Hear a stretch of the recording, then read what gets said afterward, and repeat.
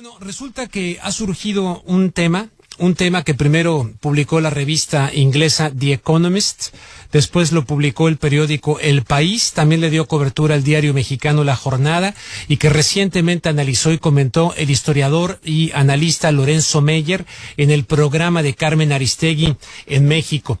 En ese programa, Lorenzo Meyer se refiere a un hecho ocurrido en el 2011, que es la información que justamente publicaron estos medios en Coahuila, México, y que le recuerda a Lorenzo Meyer lo ocurrido en Lírice. Recordarán ustedes que era un pueblo allá en lo que era Checoslovaquia, ahora República Checa, y recordado por haber sido completamente destruido a instancias de Hitler por las fuerzas nazis de ocupación durante la Segunda Guerra Mundial. Bueno, ¿de qué está hablando Lorenzo Meyer? ¿Cómo comparar lo de Lírice con un poblado Allende en Coahuila, en el norte de México, en el 2011? ¿Usted lo había escuchado? Usted que nos está escuchando ahorita, ¿lo vio en los grandes medios de comunicación? ¿Lo vio en televisión? ¿Lo escuchó en la radio? Bueno, vamos a saber qué ocurrió con esto que ha venido emergiendo y que a nivel fuera de México, The Economist primero y luego el periódico español El País. Tengo a Lorenzo Meyer precisamente en la línea telefónica, a quien agradezco mucho que haya aceptado tomar esta llamada telefónica. Lorenzo, muy buenas tardes. Buenas tardes, Rubén. Bueno, pues en conversación que yo tuve con Lorenzo, él me informó acerca de esta situación. Lorenzo, ¿qué ocurrió pues en el 2011 en México con esta masacre silenciada, utilizando también estas bulldozers para destruir casas, viviendas, en fin, si nos puedes platicar? Bueno, Rubén, lo que es posible conocer desde lejos, desde la Ciudad de México, es estrictamente por la vía de los medios de comunicación, y yo creo que falta mucha información que bien nos la podría dar el gobierno de Coahuila o el gobierno federal, pero hay que arrancárselas. A mí, como ciudadano, lo que me llamó la atención, pero mucho, es el hecho de que aparecieran como noticias casi perdidas en el montonal de casos de violencia en México, que en el 2011, en el pueblo de Allende, que está no muy lejos de la frontera con Texas, ahí en Coahuila, en marzo de 2011, resulta que hubo una matanza espantosa. Y, insisto, uno de los puntos graves es que no cimbró a México, es que no nos asombramos. Ahora, lo que me asombra es mi falta de asombro en ese momento, mi falta de interés. Y yo creo que todavía en el grueso de la sociedad mexicana está ausente la conciencia de lo que sucedió rápidamente, Rubén. Eso lo sabemos por la prensa. Una tarde de marzo del 2011, una serie de camionetas que llevaban a sicarios comandados por uno de los capos de la zona, un Z40 como le llamaban, y recordémonos que la organización de los Zetas es la organización criminal más brutal que hay en México, que opera en el Golfo de México, que primero fue el brazo armado del cartel del Golfo, luego se independizó y ya actúa por su cuenta. Que los Zetas son originalmente militares que sí, o se retiraron del ejército o desertaron, pero que tenían una preparación, entre otras, adquirida en los Estados Unidos, como tropas especiales, precisamente para combatir al narco. Pero el narco tiene en México y en muchas otras partes, supongo, una capacidad enorme para corromper, puesto que tiene una gran cantidad de dinero que viene de sus ventas en el mercado internacional, pero sobre todo en el mercado norteamericano. De Estados Unidos llega el dinero y llegan las armas. En Estados Unidos está el mercado. Aquí en México está la producción o el intermediarismo entre el mercado norteamericano y los productores de Colombia. Entonces los Zetas, como una organización particularmente violenta, militar, muy bien entrenada, muy bien pagada y con la posibilidad de adquirir las armas que quisieran, se fueron independizando, hicieron su propio cartel, y en el caso de este pueblo de Allende resulta que dos personas que, en fin, vivían allí, se ligaron a los Zetas, comerciaban con ellos, pero también terminaron por ser agentes o informantes de la DEA. Los Zetas lo supieron, en particular este jefe llamado el Z40, que es un señor Treviño que ahora se encuentra en la cárcel, pero que ha de ser un monstruo. El Z40 se enteró cuando quiso ir por estas dos personas, resulta que estaban en Estados Unidos y además se habían llevado parte del dinero de la organización, unos $5 millones se calcula. Eso 5 millones de dólares. Lorenzo, viene una pausa, Lorenzo. Vamos a dejar. ¿Me escucha, Lorenzo? Viene una pausa ahorita, o sea que nos quedamos en lo de los 5 millones de dólares. Dura nada más 2 minutos y regreso para que nos sigas con esta crónica espeluznante y el desenlace de la masacre y la destrucción de Allende en Coahuila. Estoy hablando con Lorenzo Meyer. Regreso pues después de la pausa, Lorenzo. Bien, amigos, estamos aquí de regreso. Interrumpí a Lorenzo Meyer para ir a la pausa, o sea que no hablo más. Adelante, Lorenzo, todo este bloque que también nos llega Rubén, una pausa. Estaba yo señalando este antecedente que me vino a la mente, es muy similar. Cuando en 42 un alto jefe de la CSS en Bohemia es asesinado por dos partisanos, entonces la reacción de los nazis es localizar un pueblo, el pueblo de Lídice, que tenía fama de, en fin, de albergar ánimo contra los nazis. Sacaron a todos y mataron a 340 personas, hombres, mujeres y niños, y luego destruyeron todas las viviendas. Bueno, en marzo del 2011, y para colmo, el 18 de marzo, o sea, una fecha que en México es considerada simbólica, o era, yo ya no sé si en el futuro lo va a ser, porque es cuando Cárdenas ordenó la expropiación de las empresas petroleras extranjeras en 1938, ese 18 de marzo, los Zetas llegaron, cerraron el poblado, todas las salidas, es un poblado que tiene 20 y tantos mil habitantes, y sacaron a 300 de ellos que estaban relacionados con los dos personajes que los Zetas consideraron los habían traicionado, dando información a la DEA en Estados Unidos y llevándose su dinero. Esas 300 personas incluyen, Rubén, hombres, mujeres, niños y ancianos. Nadie sabe exactamente ahora dónde están, aunque en el reportaje del País, cuando el reportero le preguntó al actual presidente municipal, murmuró que lo más seguro es que todos estuvieran muertos. Luego han ido encontrando restos cerca del pueblo de el equivalente a los habitantes que faltan, a los 300. Imagínate esa matanza.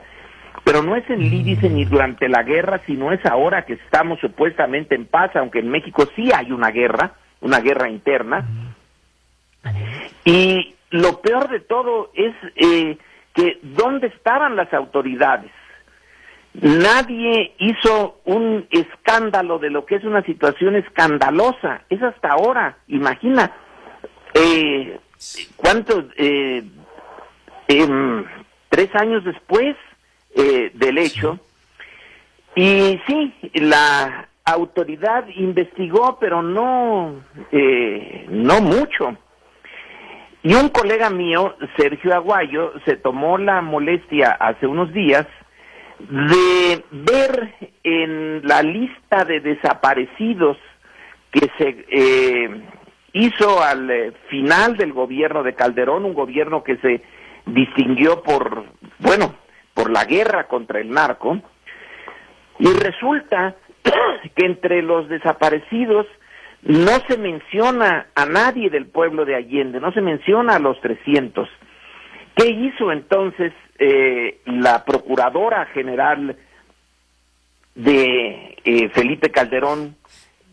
¿Por qué no los puso? ¿Por qué violó lo más elemental de las reglas de la burocracia legal en México? Ya no digamos que te busquen y encuentren el cadáver, ya ni siquiera está reportado como desaparecido.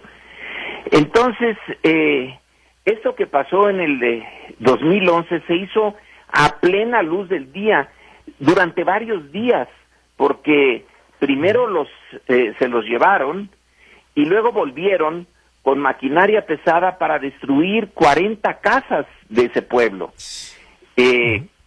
Todavía para mostrar más claramente que quien traiciona a los Zetas, pues no solamente corre peligro él, sino toda la familia, todas sus posesiones, todo. Y a mí me parece que este incidente es uno de los peores que hemos tenido. Hemos tenido incidentes horribles, como la matanza en San Fernando de alrededor de 70 migrantes centroamericanos, también por parte de esos criminales, pero 300, y que la autoridad y la prensa nacional e internacional, la prensa norteamericana tampoco dijo gran cosa. Eso es, el escándalo es que no haya habido escándalo, Rubén. No, exactamente. El periódico El País dice: la matanza, posiblemente la mayor de la última década en México, quedó sepultada en el silencio. Quedó sepultada. La peor matanza, quizá dice, ¿no? La matanza, posiblemente la mayor de la última década en México, quedó sepultada en el silencio. Entonces, tu reflexión es muy importante. ¿Por qué? ¿Por qué quedó sepultada en el silencio? ¿Y por qué? Bueno, creo que en México el periódico La Jornada, sí, yo he visto notas, pero también ya son recientes y no muy profundas, ¿no? Como tú bien dices, primero vino a través del semanario The Economist, y luego el periódico El País. Lorenzo, me va a llegar otra pausa que dura 2 minutos en 40 segundos. Pero esa es la pregunta clave, ¿no? Entonces te la haría: ¿tú por qué crees que quedó sepultada en el silencio esta matanza? ¿Por qué? ¿Por órdenes de quién? ¿De los presidentes? ¿De que no se supiera nada? ¿O qué? Regreso pues con Lorenzo Meyer, que está abordando esto de esta matanza que en el caso del periódico El País dice: silencio, aquí se mata. Regreso con Lorenzo Meyer. Estamos aquí de regreso y le dejaba yo la pregunta a Lorenzo Meyer: ¿por qué considera él que fue silenciada toda esta situación que se hizo a la luz del día, las casas vandalizadas delante de todo el pueblo, de acuerdo con este reportaje, y que se mantuvo en absoluto silencio? A nivel local se entiende el pánico, el miedo, el horror, el terror, pero vaya, ¿qué hicieron las autoridades? ¿Qué pasó, Lorenzo?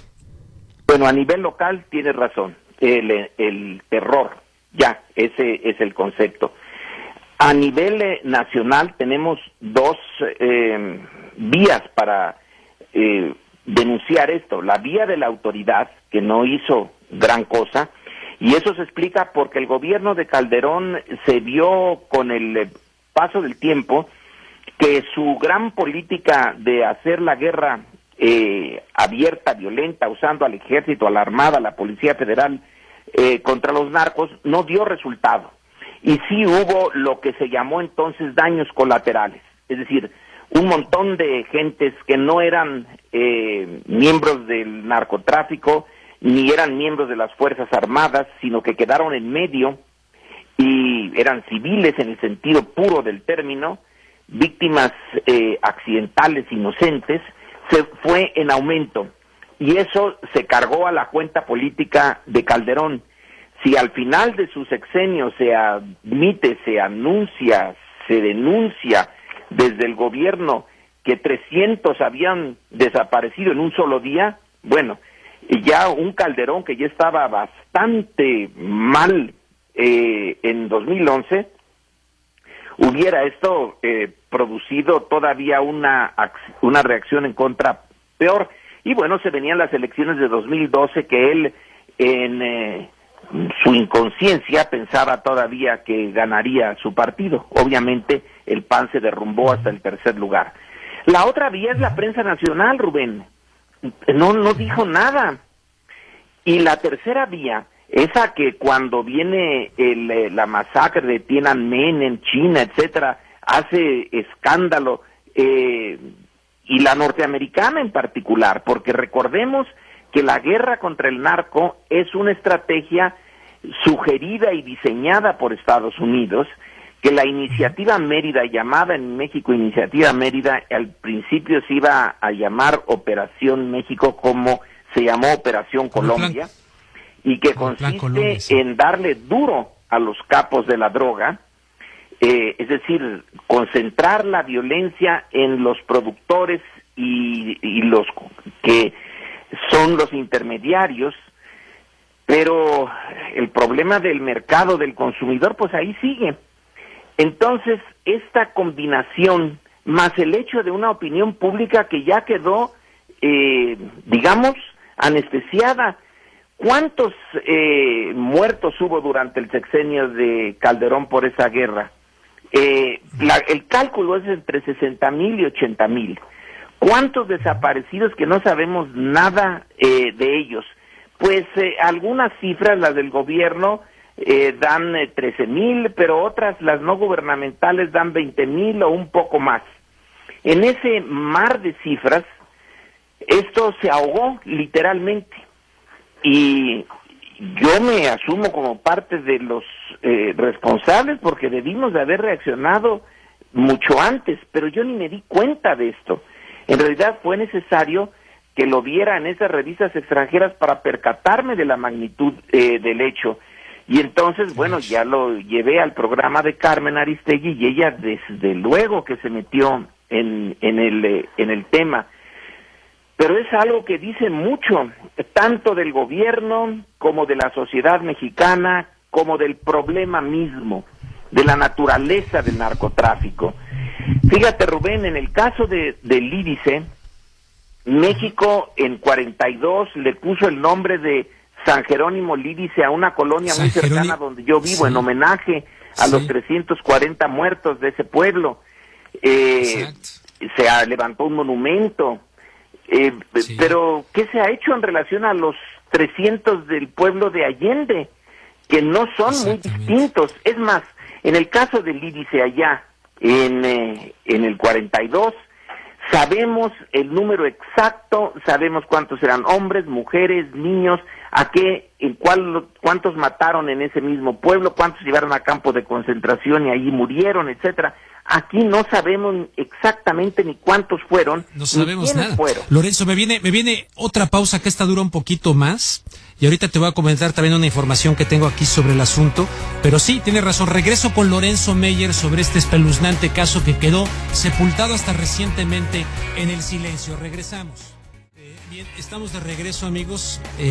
Lorenzo, tengo aquí una nota que fue publicada en el periódico mexicano La Jornada el jueves 15 de mayo de este año, obviamente 2014, dice: la PGR supo con oportunidad de levantones en Allende, Coahuila. Esto lo dice un exfiscal. Y luego dice: el exfiscal general de Coahuila, Jesús Torres Charles, aseguró que con oportunidad la Procuraduría General de la República Mexicana tuvo conocimiento de los levantones cometidos por el crimen organizado en Allende, Coahuila, donde familias completas desaparecieron.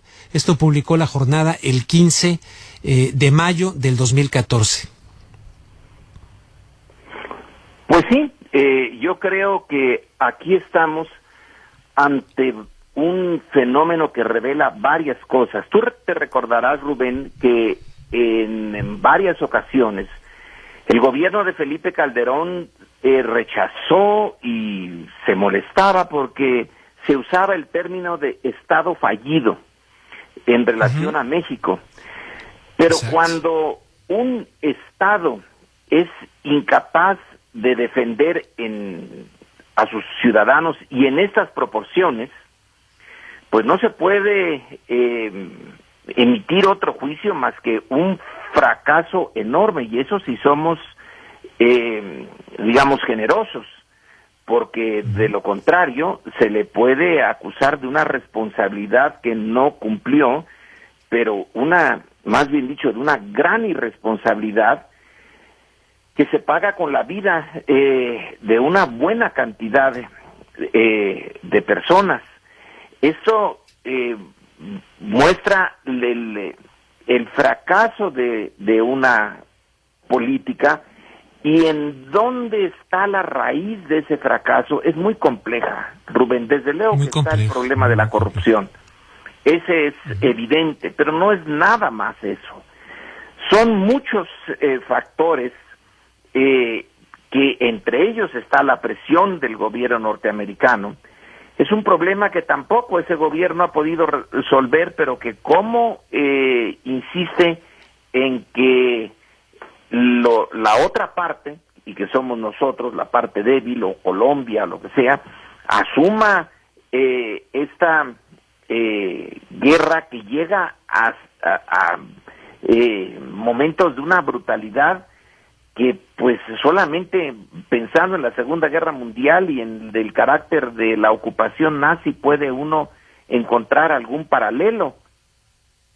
Que ahora en Estados Unidos esté el tema de los niños migrantes solos, indocumentados. Sí.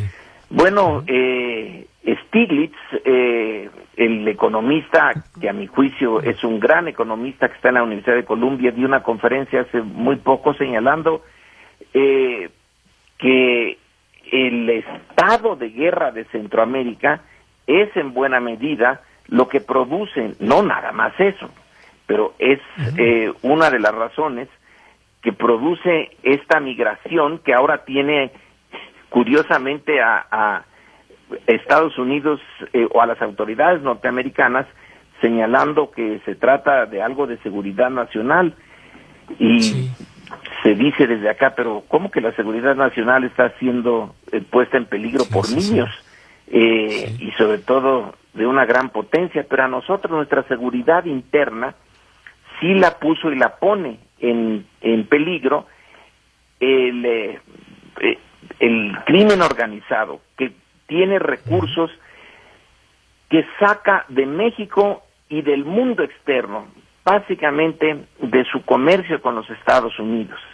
No hemos encontrado la solución, pero entre que la encontramos y no la encontramos, tenemos unas consecuencias realmente terribles que deberían de mover la conciencia tanto al norte como al sur del Bravo sobre la naturaleza tan dura de la violencia a la que está siendo sometido México, y que, bueno, ¿cómo vamos a pensar realmente en ese eslogan que ahora usa el gobierno de Peña Nieto de movamos México y de que este es el momento de México, el Mexico's Moment, etcétera, cuando tenemos este tipo de inseguridad por fallas profundas en nuestras instituciones, instituciones de seguridad y procuración de justicia? Totalmente, y me imagino que a esta administración, no ocurrió en su administración, sino en la de Felipe Calderón, pero a esta administración, bueno, tampoco está interesada en que esto salga más a la luz pública. No creo que les haya gustado que hayas comentado esto en el programa de Carmen Aristegui, que esté saliendo este tema, ¿no? Ellos así prefieren así como que calladito te ves más bonito, y si no se vio, pues no existió, ¿no? Apostándole pues a que si la gente no lo conoce, no existió la situación, pero no es algo aislado, forma parte de toda esta descomposición del tejido social mexicano que va avanzando en varias áreas de la geografía mexicana y que evidentemente pues va empeorando la situación del país, ¿no? A pesar de esta retórica de los gobernantes en turno, ¿no? Porque en Tamaulipas la situación sigue siendo hoy hoy. Tamaulipas muy es difícil. Tremenda. En Michoacán Sí. se dijo que ya se había llegado al punto máximo y que ahora ya íbamos mejor, pero tampoco vamos bien. Y desde luego que esto pasó en la administración de Calderón y hay que ponérselo en la cuenta a Calderón, pero la estrategia en relación al crimen organizado que está siguiendo Peña Nieto es exactamente la misma que Calderón, no ha cambiado y en cierto sentido porque está sometido a las mismas presiones externas que Calderón. Es una presión muy fuerte la norteamericana para que se siga llevando a cabo la guerra a fondo con el uso de instrumentos de violencia, pero yo creo que ya mostró su límite esto. Debe de ser la respuesta una combinación, yo no soy experto en esto, pero una combinación de varios instrumentos. No puedes impedir que se sigan reclutando gentes en los ejércitos, pongámoslo entre comillas, del narco, si la economía mexicana sigue creciendo a la velocidad Perdona interrupción nuevamente, Lorenzo. Vamos a una nueva pausa, 2 minutos, y regreso al último bloque para que también nos hables de esta. Este es el problema de fondo, el que estás tratando para buscar un inicio de solución, en mi opinión. Regreso con Lorenzo Meyer. Antes de la pausa, Lorenzo, estabas hablando acerca del crecimiento económico y dejo que desarrolles tu idea, pero le agrego muchas cosas más. Todo el ambiente, habría que cambiar muchas cosas, contenidos de medios de comunicación, todas estas reformas de telecomunicación. O sea, para mí todo el ambiente no favorece un ambiente de luz para que se iluminen estas áreas tan macabras y oscuras de lo que ocurre en la sociedad mexicana. Pero adelante, tú eres el experto, no yo. No lo soy, pero el sentido común nos dice que se tiene que atacar por muchos lugares. Desde luego que hay que hacer uso de la violencia legítima del Estado para enfrentar de inmediato algunos de estos problemas. Había que haber usado al ejército inmediatamente cuando ocurrió lo de Allende. Pero en un plano más profundo, bueno, pues lo que hay que cambiar es a la sociedad mexicana, hay que ofrecer trabajo. Estamos creciendo, Rubén, la última cifra es del 2.7% anual, que si le quitas el 1.1 al que crece la población mexicana, entonces el crecimiento real de la economía mexicana es de 1.6 al año. Ahorita en Estados Unidos tampoco están muy bollantes, pero hay una distancia abismal entre el nivel de vida norteamericano y el nuestro. El crecimiento tan bajo en un país tan pobre, y luego con otra cosa que yo también a veces no me explico por qué no nos asombramos más. ¿Cómo es posible que un país en que la mitad de la población está clasificada de pobre tenga a la vez a la familia, por lo menos durante unos años, a la familia más rica del planeta, que es la familia Slim? ¿Cómo es posible? Cuando se piensa que la economía de mercado, el libre mercado, etcétera, es el responsable de asignar los premios y los castigos económicos, pues es una manera de ver las cosas que fácilmente se echa por tierra. Todas las economías tienen detrás decisiones políticas. No hay libre mercado en el sentido estricto del término. Son decisiones políticas que favorecen a unos y no a otros, dentro de las que se juega esa libertad de mercado. En el caso mexicano, pues, la concentración de la riqueza es el crecimiento muy bajo, la concentración de la riqueza, la corrupción, el hecho de tener una élite política que no es ejemplo de nada constructivo. La élite política mexicana es realmente detestable, y si en algún momento alguien en la Grecia clásica supuso que los políticos tenían, entre otras cosas, la responsabilidad de ser ejemplos, bueno, pues aquí son ejemplos, pero de lo peor. Entonces sí, la atmósfera en México lleva a que alguien, ¿cómo puede alguien escalar en la escala social. Bueno, el Chapo, que ahora ya está en la cárcel, pues era un muchachito que no terminó más que la primaria. Si hubiera ido por el mercado legal, no pasa de ser albañil. Entonces tuvo que irse, yo creo, no sé si está bien decirlo tuvo, pero decidió irse por el lado ilegal, y en algún día salió en la revista Forbes entre los 1,000 millonarios del mundo. O sea, es un caso de éxito fantástico. Pero nosotros necesitamos éxitos de otra naturaleza. Necesitamos ejemplos desde arriba para que la parte de abajo de la sociedad no pierda la esperanza de un nivel de vida decente, no de ser millonario, pero un nivel de vida decente, digno, que lo aleje de la tentación que ofrece el crimen organizado, de una vida violenta, rápida, brutal, corta, pero llena de dinero y de lo que trae el dinero. Oye, Lorenzo, alguien aquí a través de mi cuenta de Twitter, Álvaro de Regil, comenta: ¿se le olvida a Lorenzo Meyer que no puede haber violencia legítima del Estado cuando tenemos un Estado mafioso? ¿Qué le contestas? No, bueno, yo estoy hablando en teoría. La definición de Estado de Max Weber es esa. La única violencia que tiene legitimidad es la del Estado, pero obviamente que en la práctica yo propongo que también la violencia, por ejemplo, de las autodefensas en Michoacán es legítima, porque la sociedad michoacana la legitimó. Claro. Entonces, claro. Ahí la definición clásica de Weber se topa con una realidad que él no había pensado. Yo usé, no es que se me olvide, es que usé esa definición, bueno, porque hay que poner una diferencia entre los marinos y los soldados y los zetas, aunque algunos de los zetas tienen la misma raíz que los marinos y los soldados. Pero sí, algunos de los zetas fueron entrenados en la Escuela de las Américas en Georgia, acá en los Estados Unidos. Porque los que se pasaron a los zetas no eran oficiales, eran clases. Yo creo que eran cabos o por ahí, soldados o cabos. Esos no creo que todos hubieran llegado a la Universidad de las Américas, que es como la Harvard para el ejército. Pero en fin.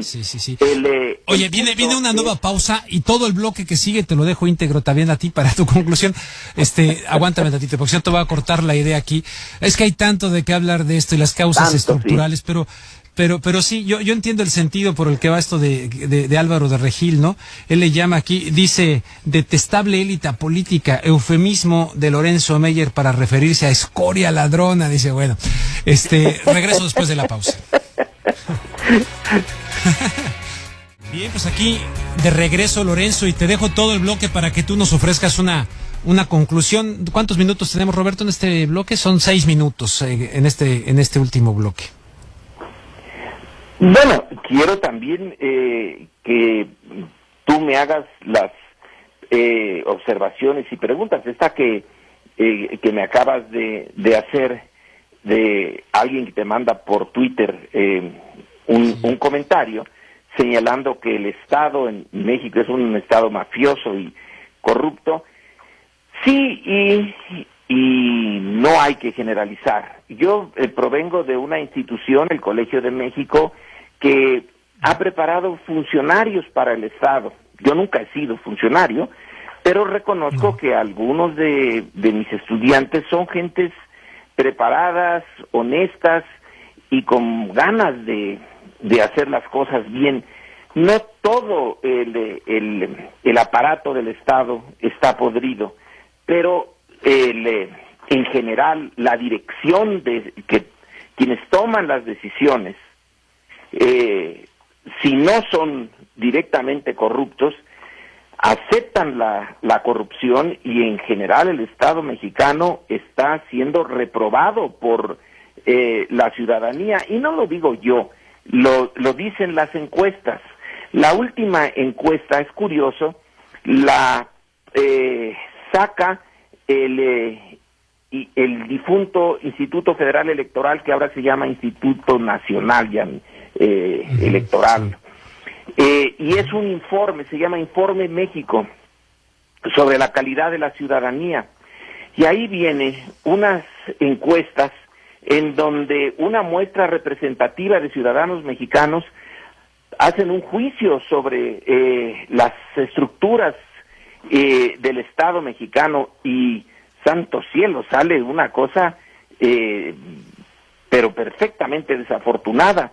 Menos del 20%, o sea, más del 80%, 81, 82 de los ciudadanos mexicanos no confían para nada en los diputados, tampoco confían en el Instituto Electoral, que debería de ser el garante sí. del no primer los culpo. paso de la democracia, de que el voto... A mí no me han encuestado, pero me sumo a esa parte de la encuesta. Salen mal. ¿Sabes cuáles son las instituciones que más o menos pueden ser bien vistas por un poco más de la mitad de los ciudadanos mexicanos? Es interesante tomarlo en cuenta. El ejército. ¿El ejército? La iglesia. Y los maestros. Oye, la iglesia... todo lo que es empresarios, gobierno federal, etcétera, menos de la mitad tienen confianza. Son nada más 3 estructuras. Una de ellas no es del Estado, porque la iglesia, aunque a veces parece, es independiente, va por su lado. Entonces, en realidad, nada más 2 estructuras se medio salvan. El ejército y cuando uno dice maestros, no sé en qué están pensando los que respondieron, si maestros de escuela primaria o maestros universitarios o todos en el conjunto, pero nada más en eso tienen confianza. En lo demás, no. Y una de las cosas que desconfían es en el sistema de justicia. Entonces, volvemos al punto inicial, esta matanza parece impune. El tipo que la ordenó está en la cárcel, el Z40. Pero participaron decenas de sicarios. Sí, y por omisión, las autoridades de Coahuila y las autoridades federales que estaban allí, incluyendo el ejército, en el que se supone que se tiene confianza, pues no cumplieron con su deber. No cumplieron. Entonces hay una... Lorenzo, pues se me viene ya otra vez, en 30 segundos termina esto. Te quiero agradecer, y cuando quieras le continuamos, porque hay mucho de qué. ¿Quieres que continuemos la próxima semana? O tú dime un día aquí, el día que puedas, y le seguimos. De dónde cortar, cuando tú quieras, Rubén, cuando creas que vale la pena hacer comentarios sobre algún tema, no pero otros parecidos. No, pero le seguimos. Yo te llamo mañana y nos ponemos de acuerdo, porque ahora sí ya me tocaron la campanita aquí. Gracias, Lorenzo Meyer, te agradezco mucho, y le seguimos mañana tarde y nos ponemos de acuerdo. Saludos a ti y a la auditoria. Hasta luego. Gracias, ha sido el profesor Lorenzo Meyer del Colegio de México. Una pausa.